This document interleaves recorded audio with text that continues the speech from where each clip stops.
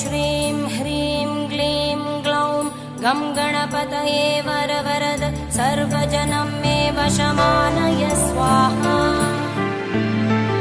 ॐ श्रीं ह्रीं क्लीं ग्लौं गं गणपतये वरवरद सर्वजनं मे वशमानय स्वाहा।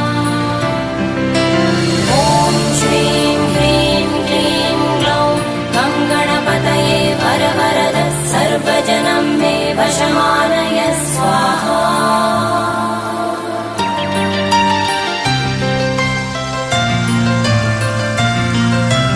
तत्पुरुषाय विद्महे वक्रतुण्डाय धीमहि तन्नो दन्ति प्रचोदयात्।